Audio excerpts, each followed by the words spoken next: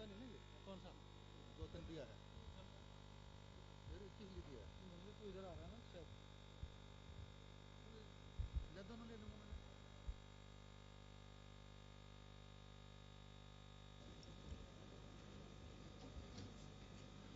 दोस्तों, पत्र सूचना कार्यालय के ओर से मैं आप सभी का इस प्रेस वार्ता में हार्दिक स्वागत करता हूं।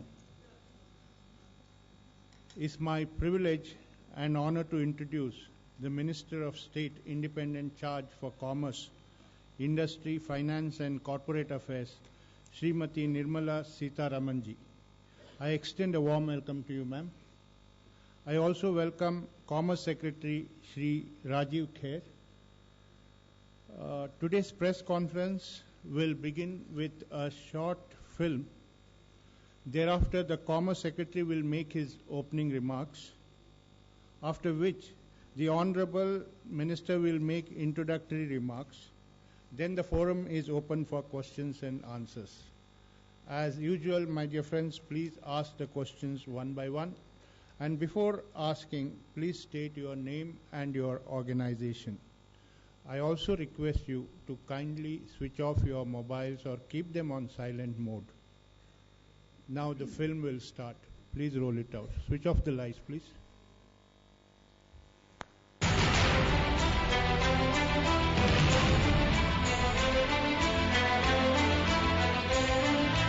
The unfolding vision of a focused and determined leadership has begun transforming the way India conducts business, trade and commerce, and the way global peers perceive us.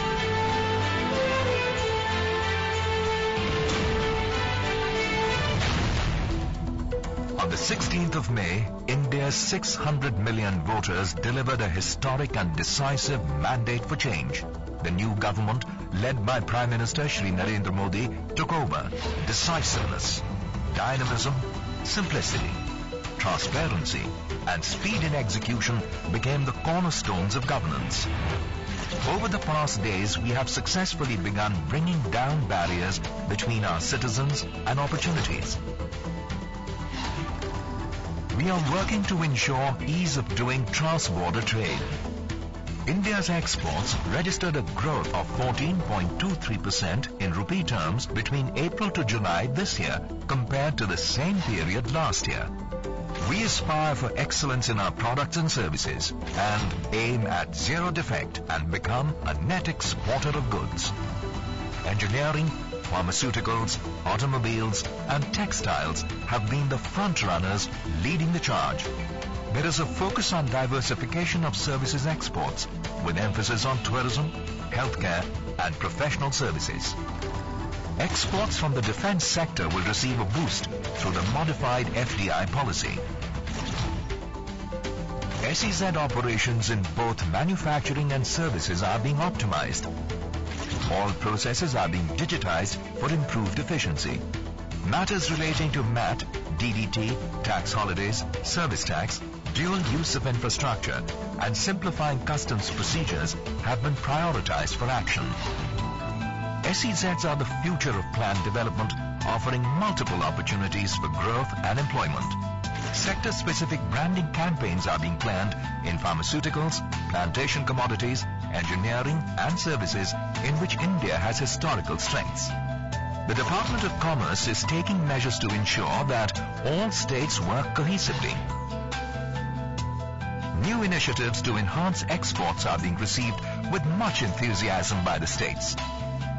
State governments have been urged to develop export strategies and oversee the mainstreaming of their states and also appoint export commissioners. An e-procurement program to cover all states is being set up. Global business today calls for increasing collaboration between nations and economies.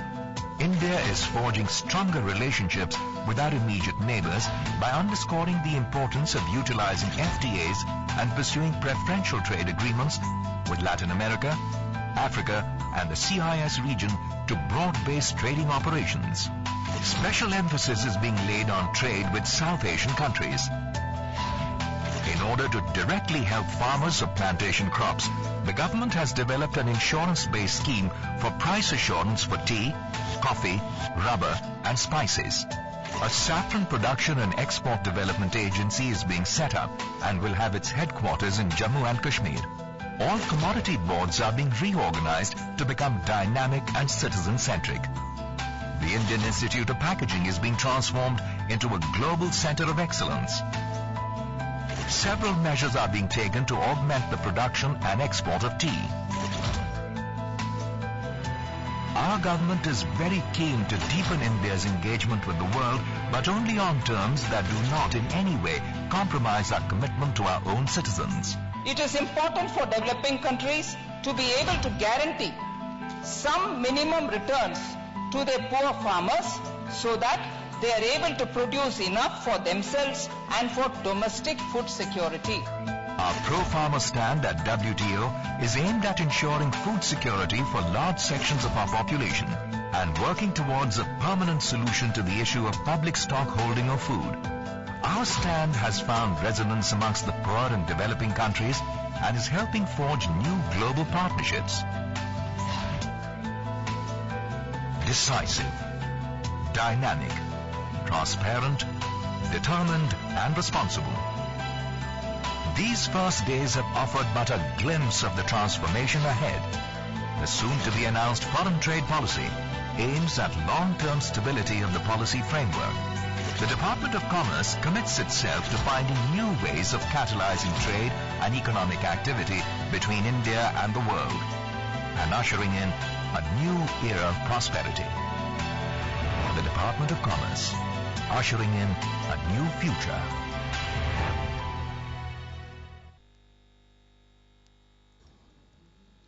I request the Commerce Secretary to make his opening remarks.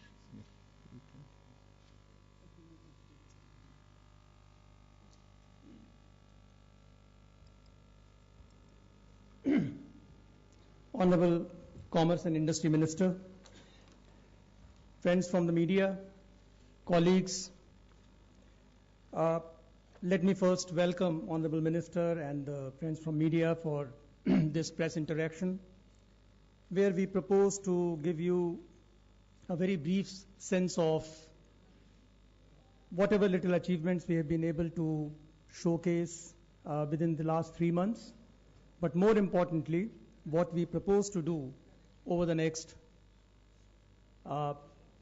days and months. Department of Commerce, as you all know, is a front-end department in the overall economic governance paradigm of the country. What Department of Commerce does is essentially on the basis of what the back end of the economy does. And therefore, there has to be a synergy between the action taken by the Department of Commerce and the rest of the departments in the government. Realizing this, our action agenda is built on an architecture which tries to look at the manner in which businesses need to be facilitated for improving our export performance, and the manner in which we need to intervene in our institutional governance and institutional development to facilitate a seamless trading ecosystem. Keeping this in mind, our action, what I'm going to do is I'm going to give you a few thoughts that we have, also give you a sense of whatever little achievements we have been able to do in this period and what we propose to do. And I need to be very brief. First of all, the export performance in the current year from the month of April has shown an upward incline, and those of you who are following the trends would know that in the last 4 months we have shown a positive growth. You saw in the film that in rupee terms the growth has been 14.23%. The second point I want to make is that the government right at the top and you have heard the Honorable Prime Minister on the 15th of August, has clearly made exports and India's capacity to play a significant role in international trade as a landmark of its economic governance architecture. Exports not merely as a function of marketable surplus, but export as a means of pulling up the economy. That is a significant focus that the government clearly has. Thirdly, as I said, there is a back end, and you are aware of the dialogue on manufacturing and services related reforms which is going on, and all other departments are working towards that. As far as the Department of Commerce is concerned, in the front end, the focus is now on simplification, trade facilitation, digitization, introducing e-governance, and reducing transaction cost. And in this direction, several actions have been put on the track. At this point, I can give you a feel of some of that action. Something which is most visible, as you would see, how we mainstream export as a culture in our economic activity. You can witness, if you go on the YouTube, there is a DGFT YouTube site where you will start seeing how to facilitate, how to become an exporter.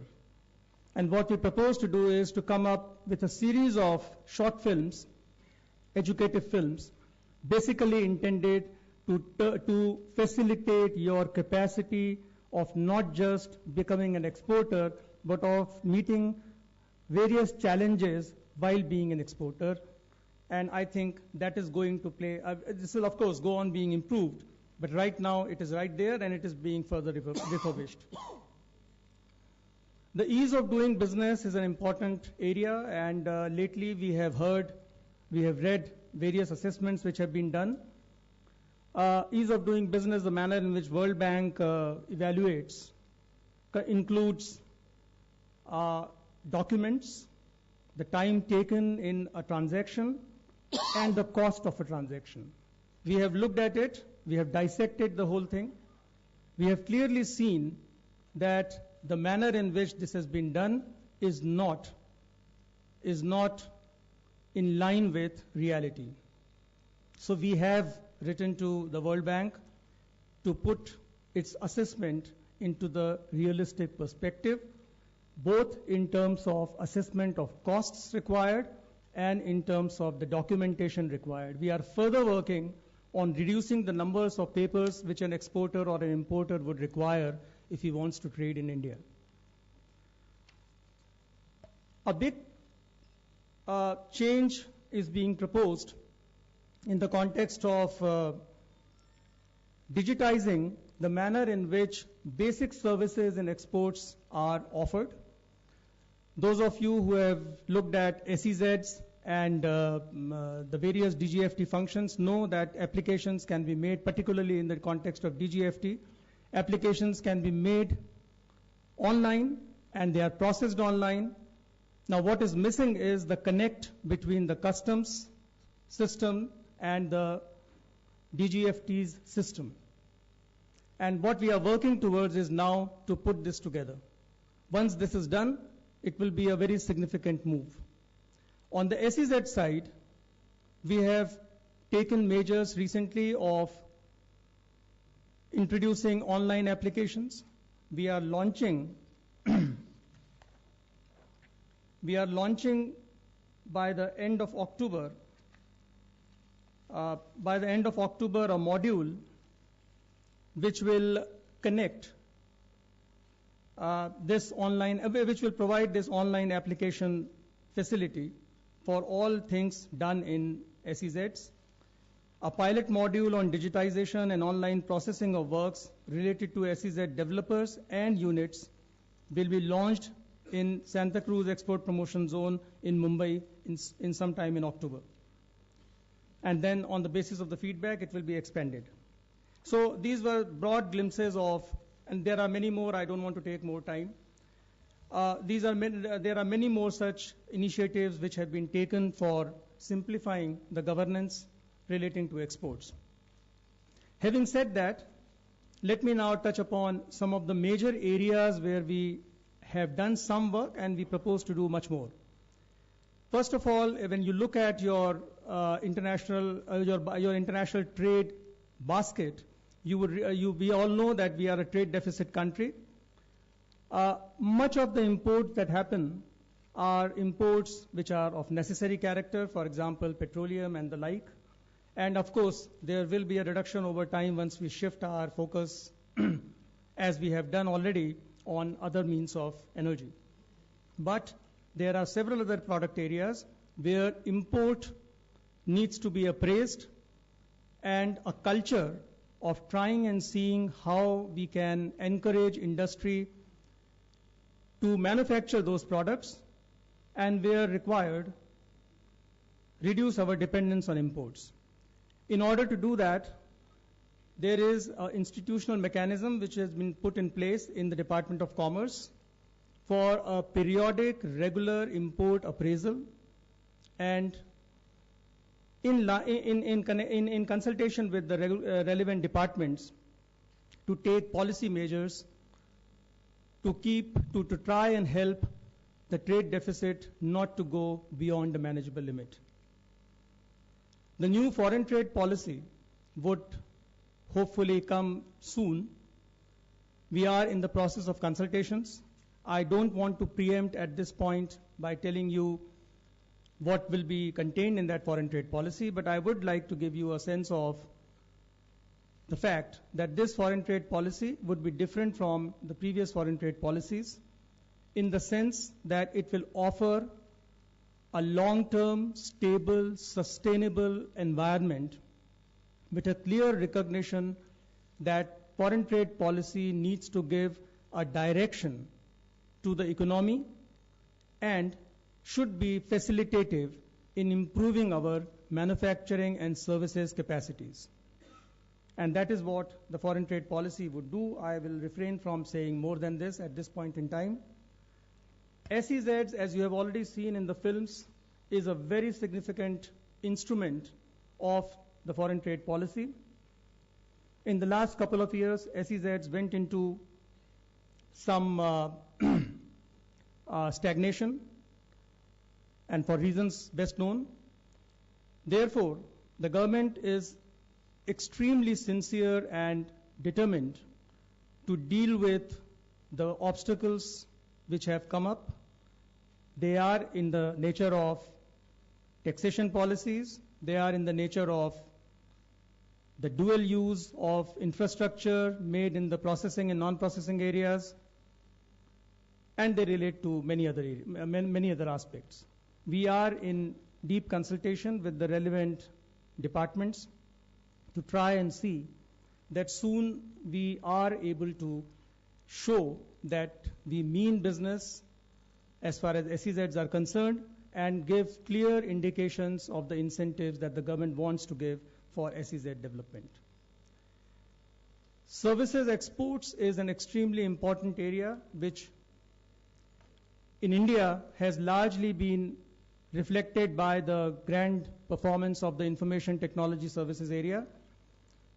Now we want to expand it. We did a conclave on services last year. Many of you would be familiar with. Now we are institutionalizing an annual services international trade fair on services. The first trade fair on services will be organized in April 2015, for which our preparations have started. The whole objective is to take services to their logical capacities and strengths. India is one of the major services economy. What we require is a series and a set of reforms in some of the areas which are of strength to India, and therefore we are launching that agenda very shortly. Domestic standards. The whole idea is to develop India's merchandise products to a level where they become they get a seamless access into more developed markets and thereby get greater value for the Indian producer. In order to do that, the Department of Consumer Affairs is already proposing amendments in the BIS Act.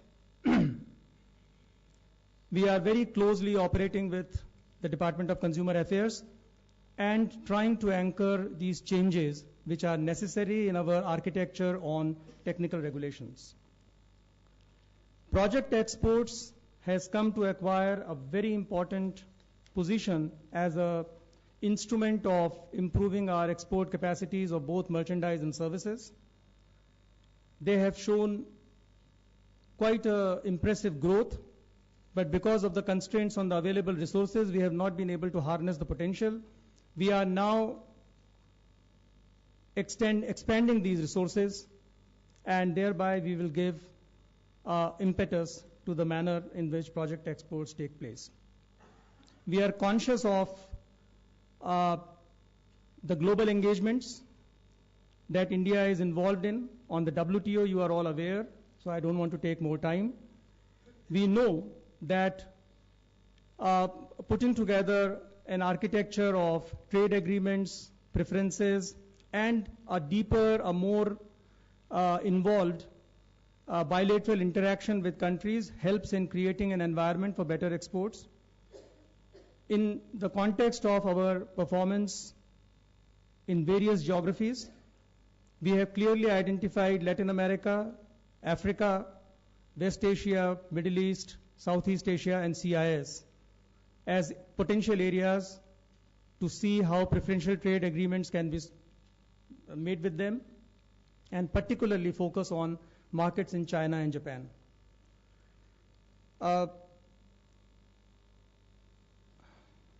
Mainstreaming of exports in the government, and this is something you saw in the film also.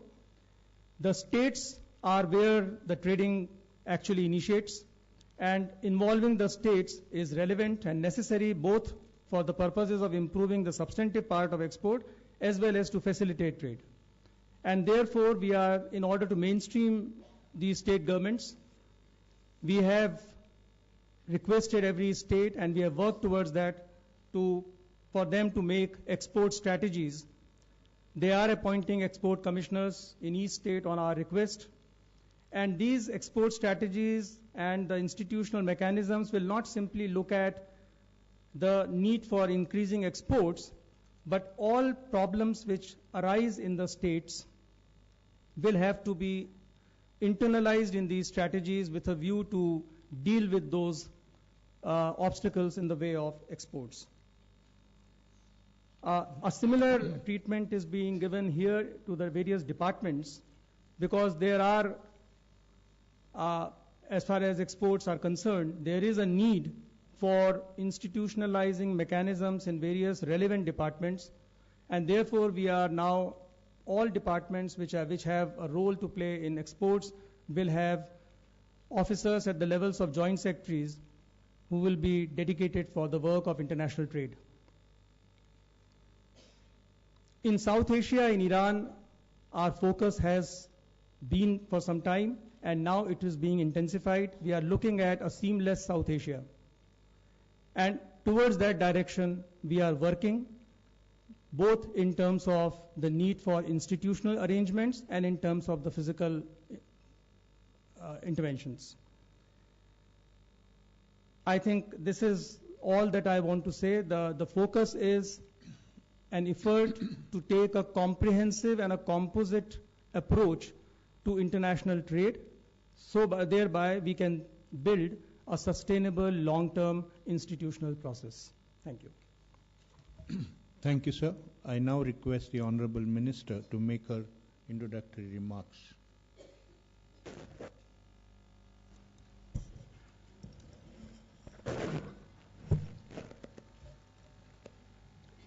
Good afternoon, everybody.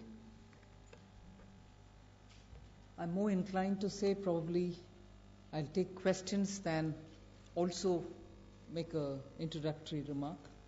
I think the Secretary has effectively put forth everything that we need to say from the Department. Besides, I think both in Hindi and English you have the slides and a press note given both in Hindi and English. So you have enough material in your hand, and I suppose I won't be wrong in assuming that you have more materials in terms of questions to ask. So I shall not, in addition to the Secretary, make an opening remark. I'd rather leave the floor open, and through the questions which you're raising, suppose address all the issues that we need to address. Let's start the questions. Yeah.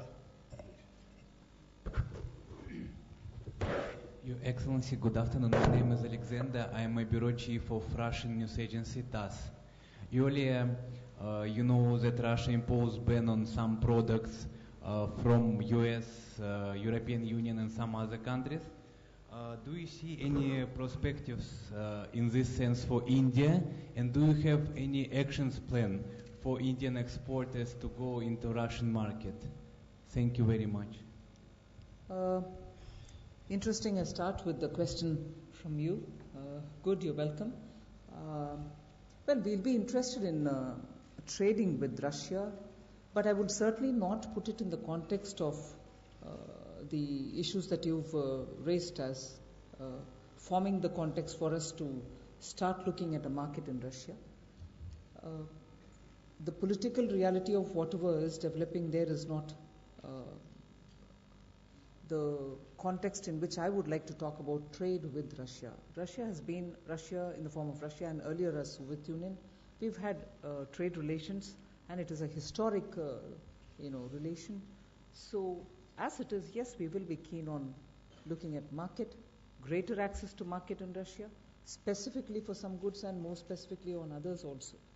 So, yes, not so much just for the context. Ma'am, hello, ma'am. I'm Vijendra from ABP. Ma'am, yes, SFIU has submitted the report regarding Sarda scam. What is the future course of action you are planning to take against these companies who violated these rules, Companies Act? Would you mind if I first deal with all the questions related to commerce and then address anything else? Is it corporate affairs related, Ministry, madam? Sorry? The issue is related Today to we are corporate. talking of commerce. Yeah, please.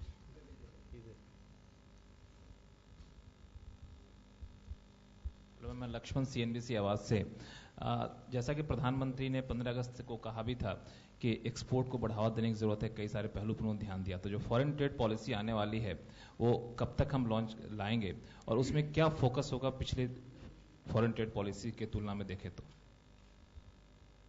मैंने सोचा secretary साहब ने इसका already जवाब दे चुके हैं। जल्दी से जल्दी आ जाएगा पॉलिसी, और उसका ब्रॉड वर्णन दे सकते हैं, इंटेंसिव डिटेल्स अभी देना उचित नहीं होगा, मगर ये पहले से जो भी पॉलिसी ढांचा था उससे जरा हट करके होगा। इंतजार कीजिए, आ जाएगा जल्दी। मैम, योगेश भारद्वाज, उत्कल मिल से। आपका विभाग, वाणिज्य विभाग, इस बार के ट्रेड फेयर में स्वदेशी उत्पादों के लिए क्या कोई विशेष आयोजन की नीति बना रहा है? क्योंकि चाइना का प्रभाव है भारत में, तो स्वदेशी उत्पाद जहां हमारे घट रहे हैं, स्वदेशी बाजार गिर रहा है, तो क्या इस बाजार को बचाने के लिए आपका विभाग इंडियन ट्रेड फेयर में किसी प्रकार की विशेष स्कीम इस बार प्रस्तुत करेगा या नहीं? वेल, सिर्फ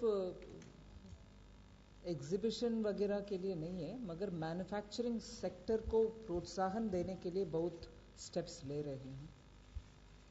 मैं मानती हूँ मैन्युफैक्चरिंग सेक्टर का अगर प्रोत्साहन दे रहे हैं उसमें स्वदेशी मैन्युफैक्चरिंग ही है,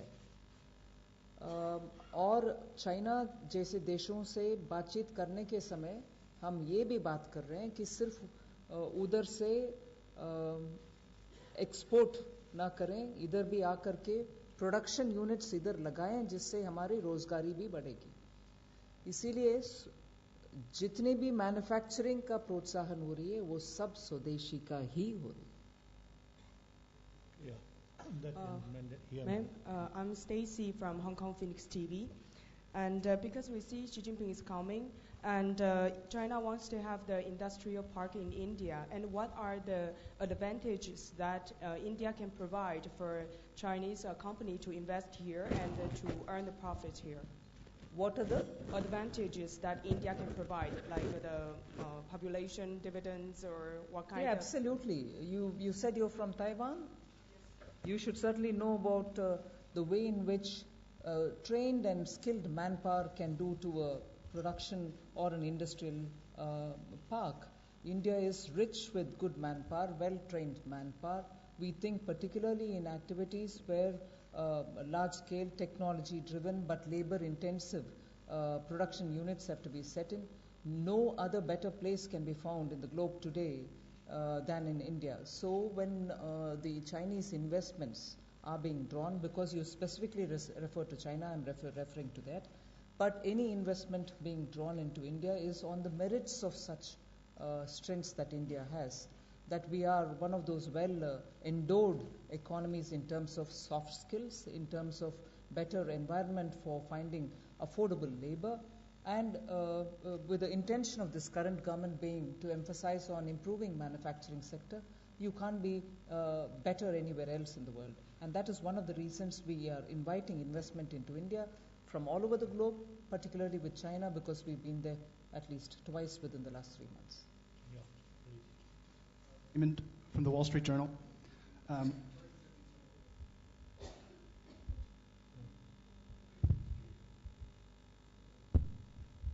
Regarding the WTO, is there anything short of full acceptance of India's position on stockpiling that would cause India to agree to the ratification of the trade facilitation agreement? Regarding? Is there anything short of full acceptance of India's position on food security that would cause India to agree to ratify? The debate is very clear on that. How many ever times we ask questions, the answers are going to be the same. We are in favor of the trade facilitation. In fact, the Secretary's presentation narrated whether we signed the WTO's barley-based trade facilitation related agreement or not, we are on the process of improving conditions or bettering the environment which prevails in the country on trade facilitation. Therefore, with the nation's intent and interest being very pro-trade facilitation, what can be any reservation that we have towards signing the WTO's trade facilitation aspect of the agreement? All that we are saying is, yes, we are on trade facilitation clear, we want to go ahead with the agreement, but we shall not wait for an interminable period to get an agreement on what we think is important for India, and that is public stock holding of grains. That's about it. It is simple, straight narrative. Yes, here. Ma'am मैं Manish Kumar news 24 से here ma'am ma'am Chinese president का भारत दौरा होने वाला है. कहा जा रहा है कि चाइना यहाँ पे कुछ बड़ी स्टैब्लिश करेगी. गुजरात महाराष्ट्र में ट्रेड पार्क को लेकर इकोनॉमिक यहाँ पे कुछ बड़े यूनिट्स लगाए जाएंगे. किस तरह की विजिट होगी और कॉमर्स के लिहाज से भारत के लिए कितना महत्वपूर्ण ये विजिट होगा? चाइना का भी और भारत का भी ये बहुत ही महत्वपूर्ण विजिट है. आप पहले इंडस्ट्रियल पार्क के विषय जिक्र किया है, उसमें मैं डिटेल में नहीं जाऊंगी, क्योंकि आखिर जब ये उच्च स्तर के विजिट होगी उस समय जो भी अनाउंसमेंट होना चाहिए उस समय वो अनाउंसमेंट्स होगा ही. मगर चाइना से इंडस्ट्रियल पार्क के समझौता होने के बाद उनके टीम बहुत सारे भारत देश में 2-3 स्टेट्स में जाकर के देखे कि क्या करना है, उधर कुछ एस्टैब्लिश कर पाएंगे नहीं कर पाएंगे. हमें लगता है कि इस विजिट के दौरान कुछ अनाउंसमेंट ऐसे होंगे जिसके तहत इंडस्ट्रियल पार्क्स एस्टैब्लिश करने में चाइना आगे बढ़ेंगे हमारे साथ. अब दूसरा, इस विजिट का इम्पोर्टेंस के बारे में पूछ रहे थे. चाइना और भारत दुनिया में सबसे बड़ा देश है और पॉपुलेशन वाइज हम दोनों फर्स्ट एंड सेकंड रैंकिंग में हैं. इसका महत्व आप मार्केट के रूप में अगर सोचेंगे तो समझ सकते हैं. क्या मार्केट इन दोनों देश में मिलता है अगर एक प्रोड्यूसर इन मार्केट को टारगेट करना चाहते हैं? इसका सिग्निफिकेंस एकदम बड़ा है. इसीलिए हम भी चाइना में मार्केट एक्सेस ज़्यादा मांग रहे हैं. जैसे चाइना भी इधर बहुत सारे मार्केट ऑलरेडी पा चुके हैं, मगर हम एम्फसाइज कर रहे हैं अभी सिर्फ मार्केट पाना नहीं है, हमारी ट्रेड बैलेंस इतना भारत के खिलाफ है, $30 बिलियन से US$ से ज़्यादा बढ़ते जा रही है।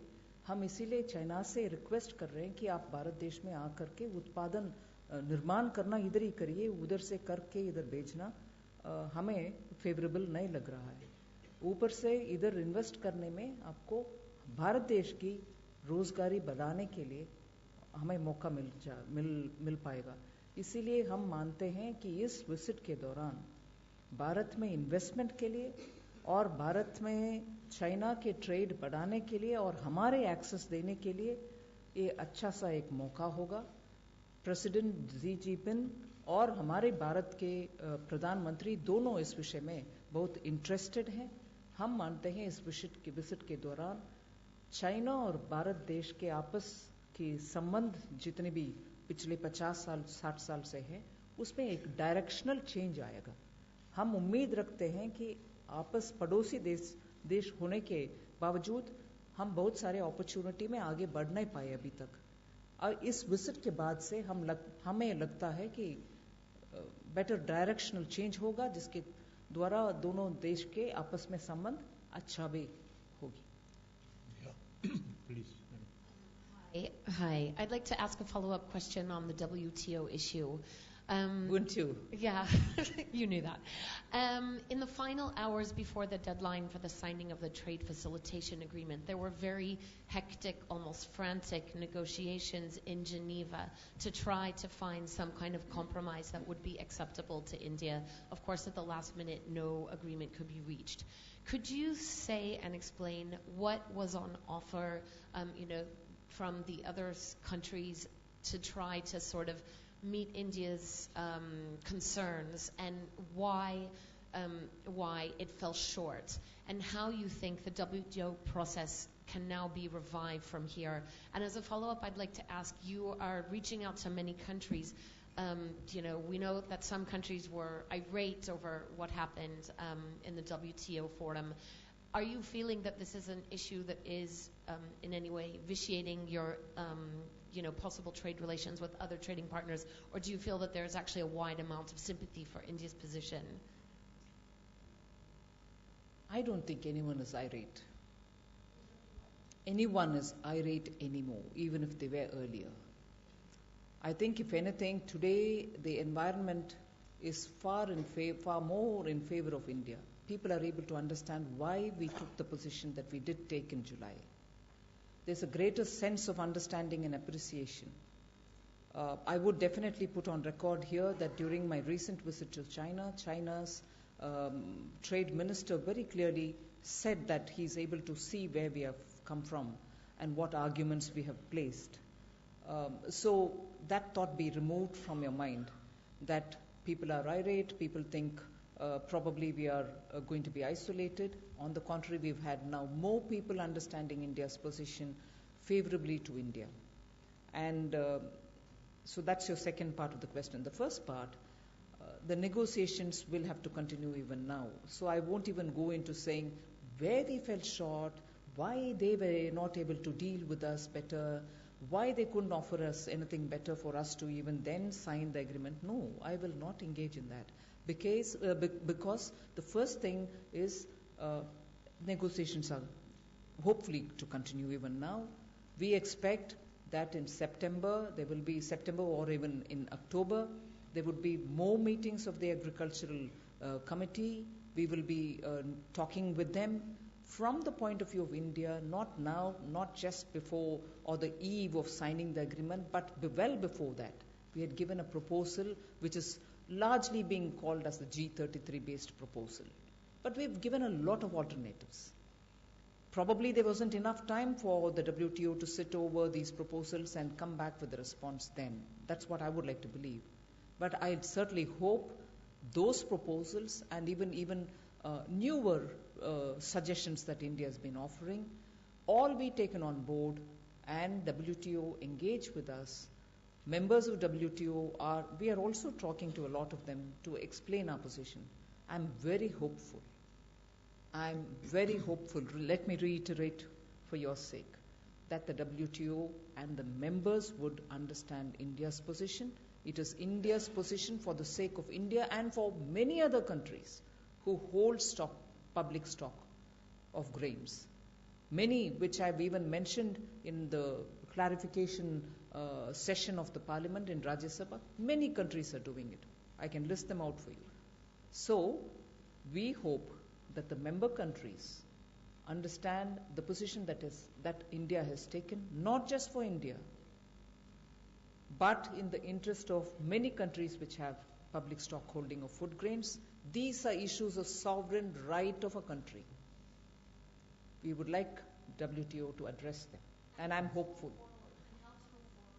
We've given, our expectation is that we get a permanent solution for the public stock holding of food grains. It is important for my national food security, and therefore, that is my expectation.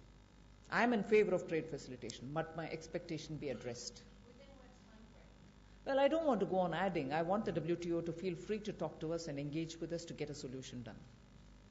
मैं SM Asif editor in दिनों Urdu daily से, हमारा सवाल आपसे ये है कि भारत में बनारस, मुरादाबाद और फिरोजाबाद ये वो शहर हैं जहाँ से एक्सपोर्ट पहले बहुत ज़्यादा होता था और यहाँ पर गरीब तबके के लोग रहते हैं, जिसमें मोदी जी ने भी कहा था कि इनके एक्सपोर्ट्स के लिए कोई नई पॉलिसी आएगी जो इनके सामान विदेशों में जाए. इस पर अभी तक क्या किया? हाँ, आप सही कह रहे हैं, बिल्कुल. इन तीनों क्षेत्रों से, जैसे इन तीनों क्षेत्रों से भी, और ऐसे जैसे बहुत सारे भारत देश में अलग राज्यों में भी हैं, उनसे बहुत ही एक्सपोर्ट होता था पहले, और अभी घटकर शायद बहुत ही नीचे निचले तक आ गए हैं. एक्सपोर्ट प्रमोशन के लिए हर राज्य में एक्सपोर्ट कमिश्नर्स का अपॉइंटमेंट करने का सुझाव प्रधानमंत्री जी से ही आया है.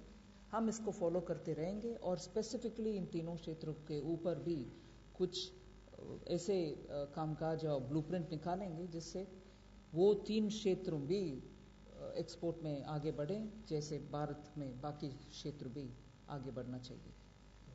Ma'am, Ritu Parner from CNBC Decide. Shortly, Prime Minister Modi will be in Washington. The agenda that we have been hearing is the spectrum of this agenda is huge, really huge.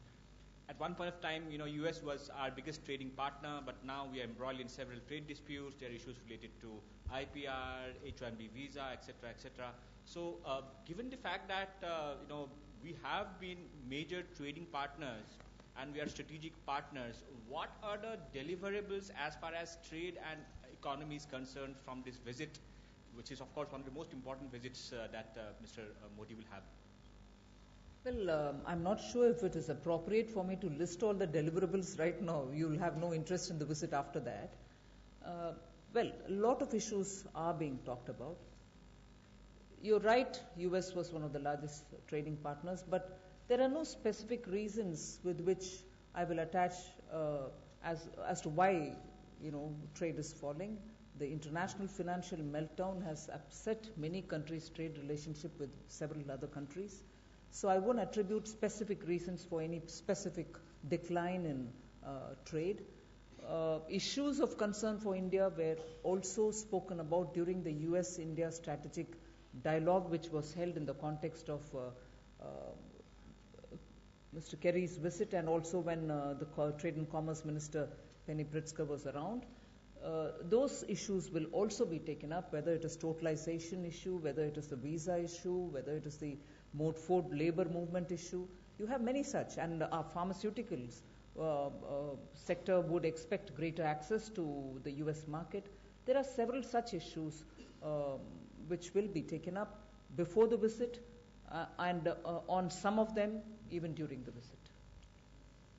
Ma'am Harshvardhan Tripathi P7 news से. बार बार ये बात कही जाती है कि manufacturing और export को लेकर सरकार की प्रायोरिटीज बहुत ज़्यादा है. पिछले 10 सालों में भी SEZ का बहुत ज़्यादा हल्ला हुआ, लेकिन सबसे ज़्यादा देखा गया कि वो रियल एस्टेट मार्केट की तरह मूव हुआ, या जो वहाँ इंसेंटिव्स थे उसी पर ज़्यादा इंडस्ट्रियलिस्ट का जोर रहा. लेकिन देश की GDP के लिए या कहें कि मैन्युफैक्चरिंग और एक्सपोर्ट के लिए बहुत कुछ होता हुआ नहीं दिखा. अब मोदी जी ये कह रहे हैं कि मेक इन इंडिया, तो क्या सरकार इस बार कोशिश ये करेगी कि कुछ इस तरह के ऐलान हो जिससे सीधे सीधे जीडीपी में किस तरह से एक्सपोर्ट का योगदान होगा, किस तरह से मैन्युफैक्चरिंग को हम बेहतर करेंगे, उसको कुछ साफ साफ समझ में आएगा, या फिर एसईजेड की तरह हम एक कहें कि मशरूमिंग हो जाएगी, लेकिन हम क्लियर कट देश के कुछ बड़े एसईजेड को भी वर्ल्ड मैप पे नहीं देख पाएंगे। आप सही कहा, पिछले 10 साल में एसईजेड के ऊपर हल्ला ही हुआ, कुछ नहीं। मगर हम अभी एसईजेड के ऊपर डेफिनेटली स्पेसिफिकली बहुत सारे इश्यूज सोच रहे हैं, और उसके ऊपर सेक्रेटरी कॉमर्स और सेक्रेटरी रेवेन्यू आपस में बहुत सारे विषयों को उठा करके बात किए हैं। उसमें से एक आध जो महत्वपूर्ण जो आपने जिक्र किया, मैट और डीडीडी विषय, और एसईजेड का ड्यूअल यूज, मतलब सिर्फ एक्सपोर्टिंग यूनिट नहीं है मगर अदर मैन्युफैक्चरर्स का भी यूज देने के लिए, जिससे ऑप्टिमल यूटिलाइजेशन होगा एसईजेड के वो जमीन का, उस डेवलपमेंट का, और डेवलपर का भी उनका अपना रिटर्न्स जल्दी में उनको मिलने का मौका मिलेगा। फिर ये भी आप सोच रहे हैं कि एसईजेड उसमें स्पेसिफिकली कुछ और विषय जोड़ रही है क्या, अगर एक राज्यों का एरिया में आप सोचेंगे। फिर लैंड एक्विजिशन एक्ट का अभी हम फिनेंस मिनिस्टर भी घोषणा कर चुके हैं कि उसमें कुछ थोड़ा एडिशनल एक्सेप्शन ले आना है, तो ले आने के लिए सरकार तैयार है। सो स्पेसिफिकली बहुत है ऐसे विषय, और इसमें बिकॉज आप डिटेल्स के साथ क्वेश्चन पूछे हैं, मैं सेक्रेटरी साहब से भी बोलूंगी कि if you want to add on to it.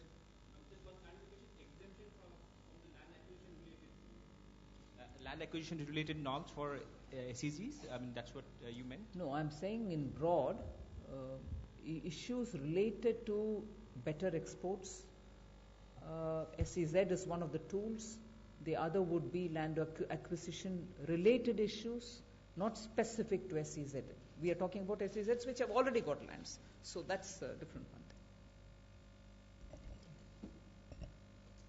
मैं जस्ट 2 पॉइंट ऐड करना चाहूँगा। नंबर 1 तो एसईजेड से हमारा 25% एक्सपोर्ट अभी भी आ रहा है, तो ऐसा नहीं है, SEZ still play a significant role, लेकिन हुआ यह है कि पिछले कुछ सालों में उनका वो जो रोल और अच्छा प्ले कर सकते थे, वो रोल प्ले करने की उनकी क्षमता में हमने पॉलिसी के माध्यम से वो नहीं किया। अब जो हो रहा है वो बेसिकली इस नज़र से हो रहा है, ये ध्यान में रखते हुए कि एसईजेड की जो इंस्ट्रूमेंटेलिटी है वो एक बड़ी अच्छी इंस्ट्रूमेंटेलिटी है, जिसमें दोनों ऑब्जेक्टिव हल हो सकते हैं। एक्सपोर्ट का ऑब्जेक्टिव भी है और मैन्युफैक्चरिंग को बढ़ावा देने का ऑब्जेक्टिव भी है, और इसी को दृष्टिगत रखते हुए जो हम लोगों की बात हो रही है रेवेन्यू से, वो इसी को दृष्टिगत रखते हुए हो रही है। तो अब इससे ज़्यादा अभी कहना मेरे लिए ठीक नहीं होगा, लेकिन वो बातचीत जो हो रही है वो उसमें एक ग्रेजुअलिस्टिक प्लान होगा, और हम उम्मीद करते हैं कि अगले कुछ दिनों में हम उस पर सामने आएंगे आपके। Ma'am, Siddharth from Times of India. Ma'am, on page 4 of your note, you've talked about government will strategize global trade engagements to conclude trade pacts, and you also discussed, mentioned about new approaches to preferential trading with Latin America, CIS, and Africa. So, does that mean more preferential agreements with these three areas, as in Latin America, CIS, and Africa? And 2, are we looking at reopening some of the issues related to some of the trade agreements that we are negotiating with, say, with EU, etc.? A related question, madam. Yeah, please. FTAs and PTAs. Is there on the issue of FTAs? FTAs and preferential trading agreements and all that. I think the other department you look at, industrial policy, has some issues, I think, with. So how do you, are there a lot of conflicts coming up between industry department and commerce department on this, and how do you resolve it, and is that why you didn't do an industry and commerce joint press conference?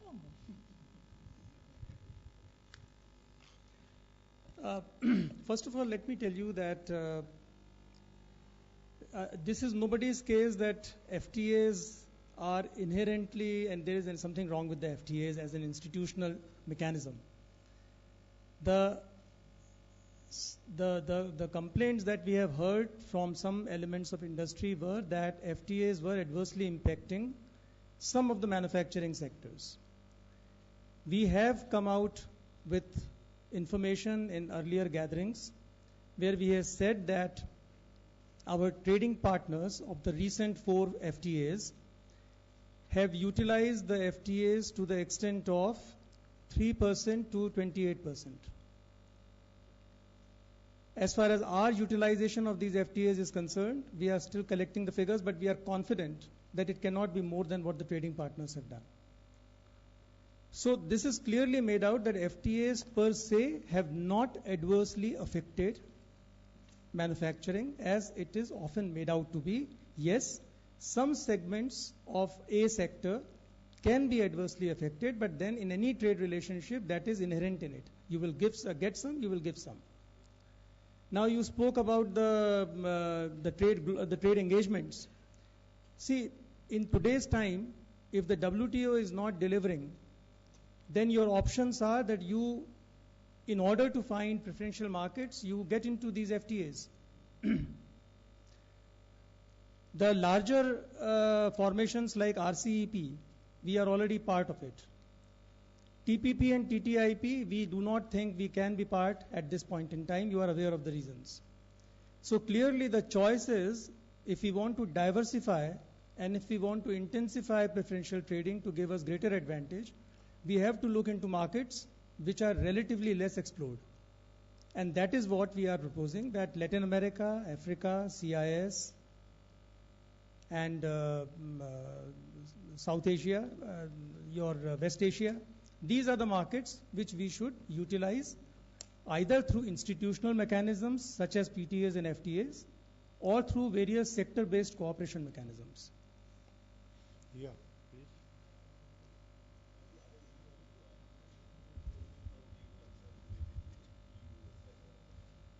No, it's not a question of reopening. See, you are aware that India-EU FTA negotiations had advanced to a pretty significant level.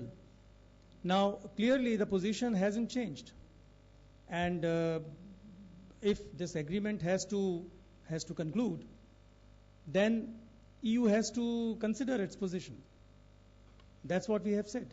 In fact, let me add to that. The EU ambassador met us very recently before he was on a visit back to the European Union.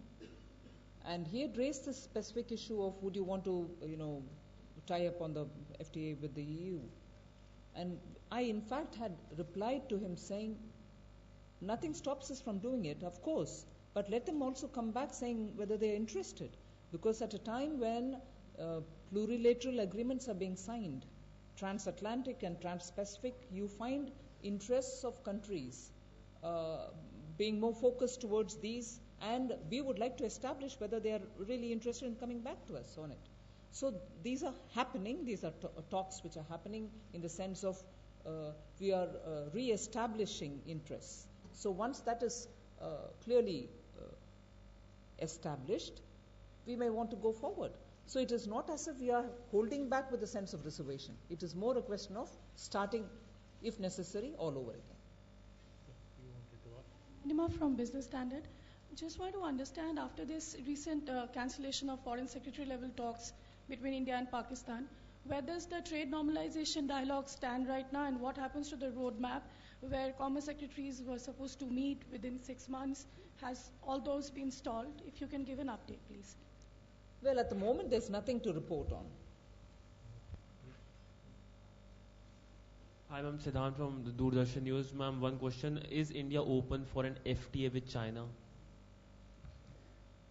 Well, let the visit happen. You'll get to know more whether we are open or not. We have already, in terms of access, market access, talking about greater access. We are also talking about, setting up industrial parks. So specific sector-wise activities are also happening. Wait for the visit. So my question, on 11th of July, you had said at a press conference in the ministry that ahead of a possible meeting between USTR and India's Commerce Minister, Deputy USTR and you would have meetings. So has that been set up, and what is the agenda, and what's the update on that? Yeah, the Deputy USTR and I would have a meeting on the 17th this month, and in Delhi. And the objective is basically to prepare for the ministerial meeting. So that meeting is not going to deliver any outcome, but that essentially is to prepare for the meeting which the ministers would have. Later on, the ministers, prepare an agenda for the ministers, because ministers will be meeting later thereafter. Well, we have yet to discuss. But you know the usual issues, and I'm sure there will be new issues as well.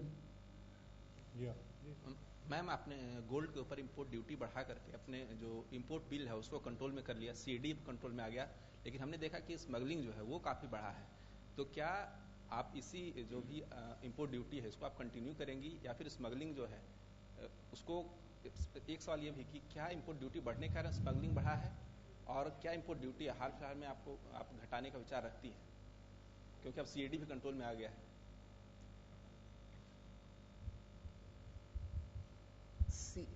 Import duty बढ़ाने के कारण ही smuggling बढ़ा, ये तो मैं कह नहीं सकती हूँ. So even if you ask me a pointed question, I am sorry, I won't be able to answer that. अगर नमस्कार मैम. हाँ, नमस्कार मैम, संतोष पाठक. इनका एक जवाब बाकी है. Yes, current account deficit has come down. तुरंत इंपोर्ट ड्यूटी को कम करो, इसमें कुछ सोच नहीं है एट द मोमेंट. कुछ है तो मैं बोलूँगा. नमस्कार मैम, संतोष पाठक, समाचार प्लस से. अभी आप चाइना के विजिट पे गई थी, वहाँ पे आपका बयान भी आ गया था कि चाइना कहीं ना कहीं बुलेट ट्रेन के मामले में भारत की मदद करने को तैयार है.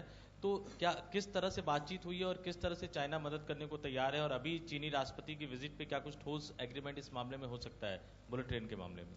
बहुत सारे विषयों के ऊपर बातचीत हुई. उसमें रेलवेज के संबंधित बात भी हुई.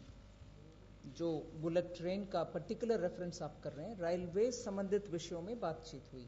उसमें बुलेट ट्रेन है क्या, स्टेशन है क्या, ये तो मैं अभी विवरण दे नहीं सकती हूँ. मगर बातचीत में रेलवे भी एक विषय बना, और उसमें कुछ अग्रीमेंट होगा कि नहीं, आप इंतजार करिए प्रेसिडेंट की विजिट के समय. उससे पहले मैं बोलना उचित नहीं. Sabina Inderjeet from INFA. Maybe a naive question, but I just wanted to understand, where do you get the confidence that China would invest in India, considering the fact that it is our biggest competitor, and the fact that Made in China has, it's a success story all over the world. And the question would be, the Made in India success story, how much of time do you give ourselves to become one as well? See, it's not a question of having the confidence that China would want to come and invest without having substance for building up that kind of confidence. Confidence comes with hope, and at this stage it's a blend of confidence and hope, because during the discussion with the Chinese, we have seen interest being expressly stated that we wouldn't mind coming and investing in India. Otherwise, this agreement on setting up industrial parks in India would not have been signed with the Chinese. So no, we are not just sort of catching hold of straws in the wind and thinking that, oh, we have the confidence that Chinese are coming here to invest. No, there are enough well-grounded reasons for us to believe that the Chinese have an interest in investing in India. Based on that, we are inviting them to come and invest, because it helps us to cut down our trade deficit, hopefully. It helps us to create jobs in India. That's one of the stated objective of this government. And therefore, we are looking at China to come and invest, particularly on products where they've already found a market in India.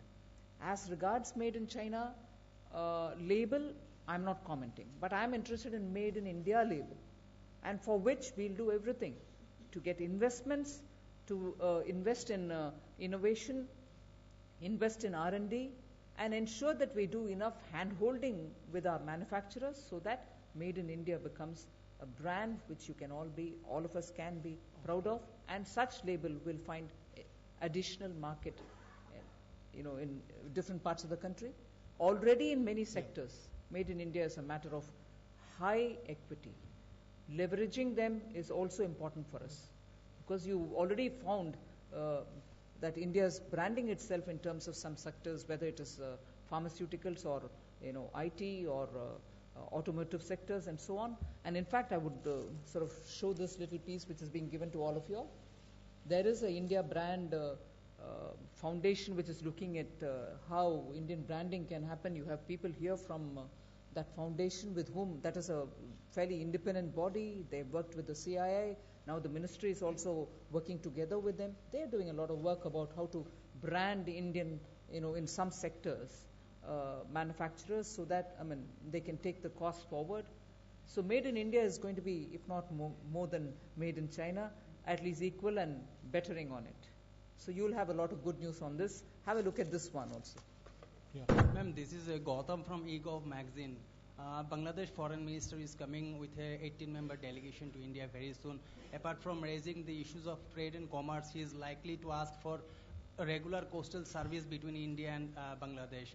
What will be your decision, and what are the likely agendas that you would likely to raise with the Bangladesh minister?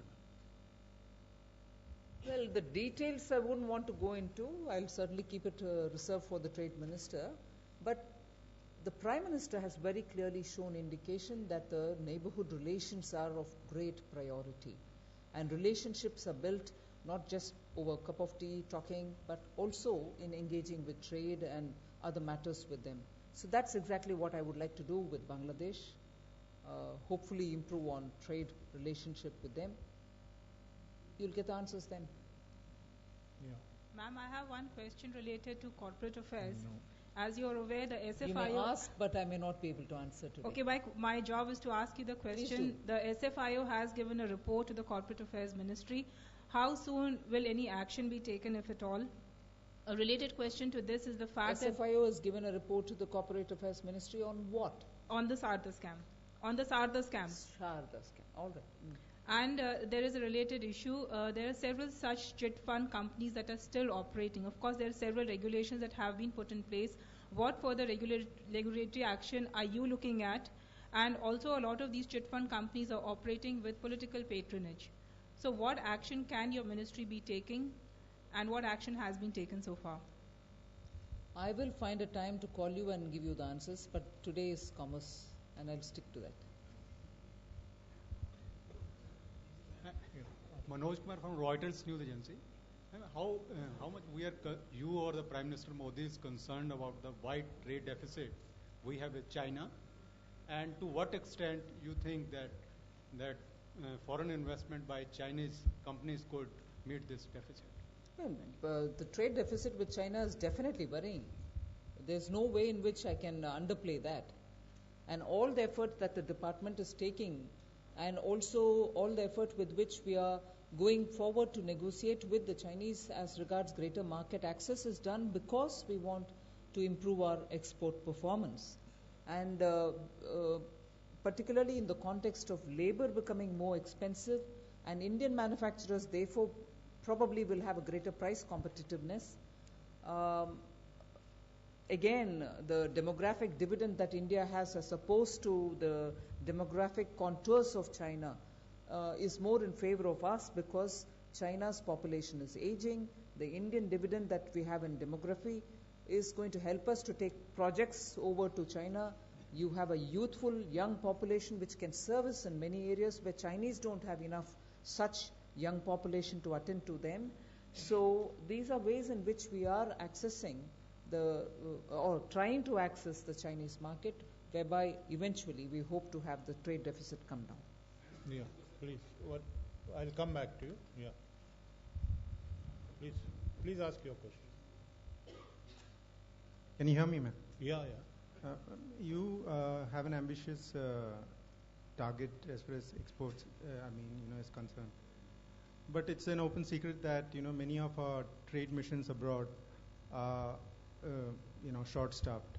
If you look at it in comparison with the targets that you have, have you made an assessment, and what are you going to do about it? filling them with experts and stuff like that. Just want to know. Yeah, that's a concern, but we will definitely address it. We are not going to be talking about trade targets without looking at other, issues which are necessary to enable this whole effort to reach the targets. So yes, offices abroad are issues which we are looking into. That gentleman there. My name is Sridhar from Andhra Bhumi. My question is, you have promised to set up chili board and turmeric board in Andhra Pradesh. When you are going to take a finalization, and what will be your contribution from Commerce Ministry to the newly created Andhra Pradesh? No, just 1 minute. What was your first question? The chilies board and turmeric board in Andhra Pradesh. You have promised to set up long back. Sorry. Say that again. Turmeric board. Chili board and turmeric board. And what will be your contribution to the newly created Andhra Pradesh state from the Commerce Ministry? What is our contribution from the Commerce Ministry? Some institutions like that, Indian Foreign Trade Institute. Of course, Commerce Ministry contributes to every state, sir. We will contribute just as the states contribute to themselves. We are all working together. Nobody contributes one to the other like that. Everyone contributes to. Commerce Ministry will actively engage with the state of Andhra Pradesh as much as it will engage with Telangana in order to make sure that Commerce Ministry's role in the two newly created states is adequately met and serviced. So we are ready. The moment we get proposals, we'll start working on them and service them from our end. So we'll also encourage, in fact, invite the states to approach the ministry with proposals which they can send us on specific engagements that they want us to engage in. So we will look forward, in fact, invite the states to send us the proposals with which we can speed up our response. Yeah, please ask. Ma'am, मैं आलोक प्रियदर्शी हूँ जी media से।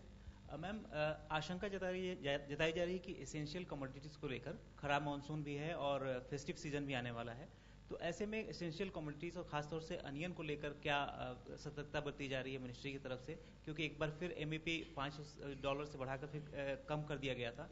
आने वाले दिनों में क्या strategy है खासतौर से एसेंशियल कमोडिटी और ऑनियन को लेकर?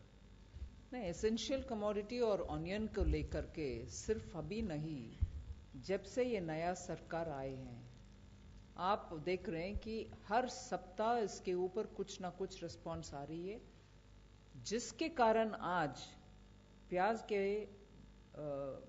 प्राइसेस में टेंशन दबाव नहीं है. So actually the price of onion is very well contained in the affordable level, and that is purely because this government has kept up satarkta. It has been alert. We will continue to remain alert. Yeah. Madam. Bless that gentleman. Yeah. Madam, I am Sandeep from Madhurabhumi News Channel. I just want to know your policy on rubber bond from foreign countries, because there is a strong demand from farmers that to control the rubber bond. There is a strong demand from farmer organization. For what? To control the rubber import from foreign countries. Rubber import. Let me start by saying, on rubber and rubber related issues, even the Chief Minister of Kerala came and met us. Besides this, you had rubber growers delegation, rubber importers delegation. On rubber, I guess most of the stakeholders have met us. As is with many sectors, I'm not saying just about rubber, as is with many sectors, divergent opinions are emerging. Some want import, some don't want import, some want expensive import, some want cheap import, some want no import at all. So opinions are emerging. And in this context, I would like to inform all of you all here that the ministry has made it a point on several issues, not just on rubber, whether it is marble, whether it is tea, whether it is coffee. We are interested in finding what ails the sectors from performing better. Rubber also, the issue is, we want an understanding of people who are related to rubber in the ground. If small rubber growers don't want import, because that really slashes the price down, there are those who say, there's not enough rubber grown in this country, we want import. And after the import comes in, they use it for their own purposes, and sometimes there are also allegations that unutilized portion of import is getting flushed into the market, thereby cutting down the price. We have got the details from everybody. We'll certainly have a stakeholders meeting in Kerala to meet with all those who are concerned about rubber and rubber related matters. Let it come out in the open. Let everybody know. And we'll also after that talk about the rubber policy and then take a call. That is going to be the approach also on tea. You've had quite a few tea gardens getting shut in North Bengal. You have Assam Tea telling us, sorry, we are not benefiting at all from a tea board. We've announced a date for holding a stakeholders meeting for tea, but because of the by-election, we had to postpone it. I think now we've probably fixed it for the 17th or 18th of this month. I'll announce the date, Pakka. At the moment, I may not be remembering the date off the cuff. So we will invite everyone who's concerned with that sector.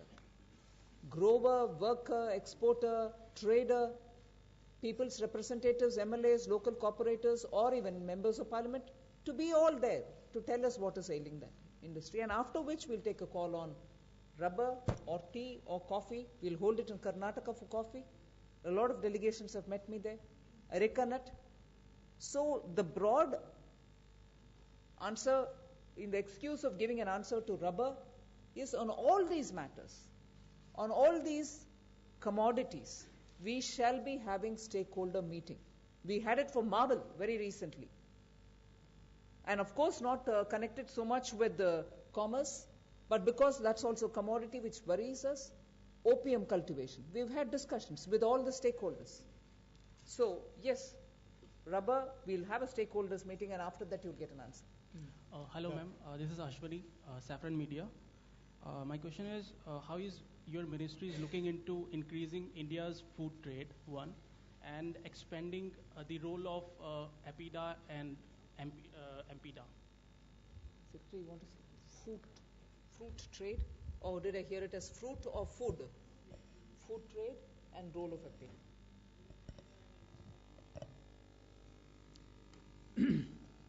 Well, first of all, as you would be knowing, we have done remarkably well in our agriculture exports last year. As far as marine exports is concerned, I think the trend continues. And if I remember correctly, the growth during April to August has been about 32% on marine exports. So clearly, that is one sector which is doing well. That is not to say that there are not some issues there. There are issues and we are sorting them out. As far as the rest of the agriculture exports are concerned, this is largely the function of domestic production, the sanitary, phytosanitary environment of the destination markets, and the agriculture industry's own capacity to respond to them. Now, you are aware that some months ago there was a problem in Europe, and consequently, when it comes to exporting fruits and vegetables, we have now made it mandated that only from pack houses these products will go. Clearly, to begin with, there will be some relative decline in exports, but it will pick up.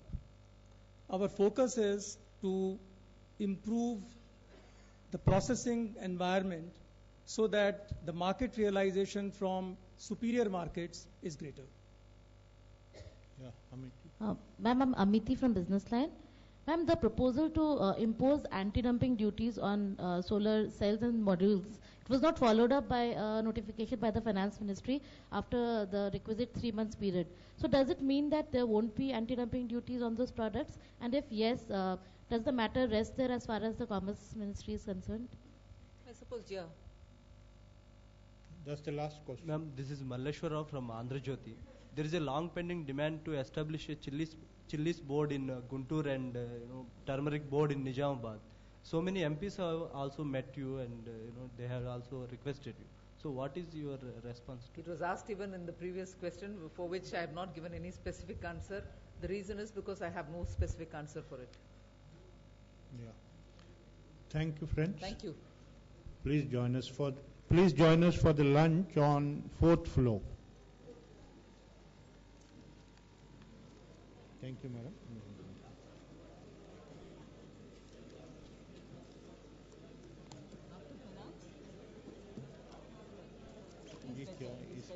But I don't know whether when exactly he's resuming office as yet. I met him even last night. He's not ready. Huh? You've not asked us? Really? Sorry then. I'll give it to you. Tomorrow, day after